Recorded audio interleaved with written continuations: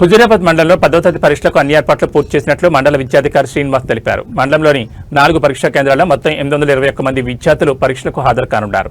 ప్రభుత్వ పాఠశాల నుంచి 291, గురుకులాల నుంచి 235 మంది, ప్రైవేట్ పాఠశాల నుంచి 295 మంది విద్యార్థులు పరీక్షలు రానున్నారు. చెల్పూరు జిల్లా పరిషత్ ఉన్నత పాఠశాలలో 230, హుజూరాబాద్ ప్రభుత్వ ఉన్నత పాఠశాలలో 220, జిల్లా పరిషత్ బాలుర ఉన్నత పాఠశాలలో 200, జిల్లా పరిషత్ బాలికల ఉన్నత పాఠశాలలో 171 మంది విద్యార్థులు పరీక్షలకు హాజరు కానున్నారు. పరీక్షల నిర్వహణకు 34 గదులు ఏర్పాటు చేసి 41 మంది ఇన్విజిలేటర్లను విధుల్లో నియమించినట్టు తెలిపారు.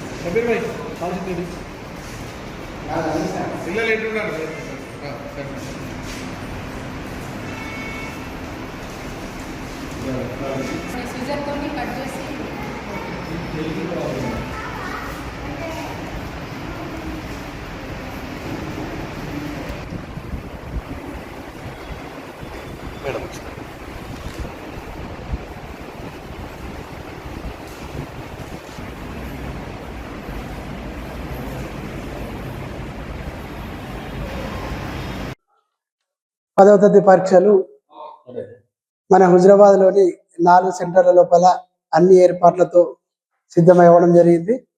ఈ సందర్భంగా మనకున్నటువంటి ప్రభుత్వ మరియు ప్రైవేట్ పాఠశాలల సంబంధించినటువంటి టోటల్ విద్యార్థుల సంఖ్య వచ్చేసి 439 బాలురు, అదేవిధంగా 382 మంది బాలికలు, మొత్తంగా 821 మంది విద్యార్థులు ఈ 4 సెంటర్లు govt high school, girls high school, boys high school, అదేవిధంగా మన సమీపంలో ఉన్న చెల్పూర్ ఈ 4 పరీక్ష కేంద్రాలలో హాజరు కానున్నారు. వీటికి సంబంధించినటువంటి మొత్తం 4 సెంటర్లకు గాను 34 రూమ్ల లోపల 41 మంది ఇన్విజిలేటర్లను మనం ప్రభుత్వ ఆదేశాల మేరకు వినియోగించుకోవడం జరిగింది.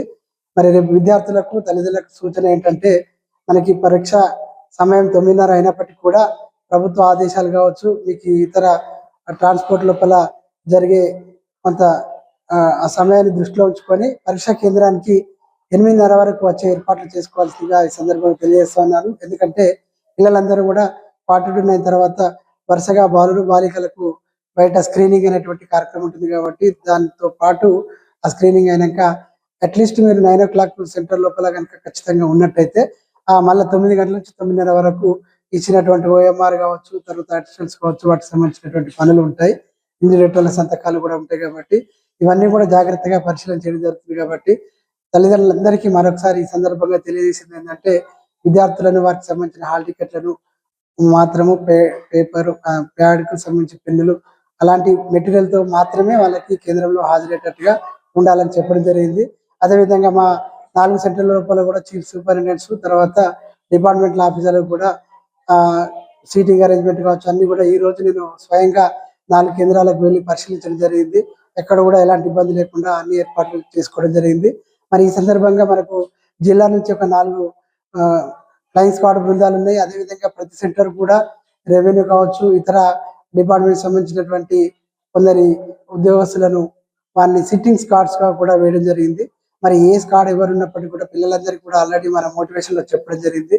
మీరు స్వతహాగా ధైర్యంగా మంచిగా ప్రిపేర్ అయినట్టయితే మంచిగా రాయగలరనే విషయాన్ని చెప్పడం జరిగింది. కాబట్టి ఆందోళన చెందాల్సిన పని లేదని ఈ సందర్భంగా మరొకసారి తెలియజేసుకుంటూ, ఏమైనా కూడా ఇంకా మనకి గ్యాప్స్ కానీ ఏమైనా ఉన్నట్టయితే తప్పకుండా నేను మండల విద్యాధికారిగా ఈ మన MRCలో అందుబాటులో ఉండి ఎలాంటి ఇబ్బందులైనా కూడా వెంటనే నేను నా దృష్టికి తీసుకొచ్చినట్లయితే తెలియజేస్తానని ఈ సందర్భంగా తెలియజేస్తాను.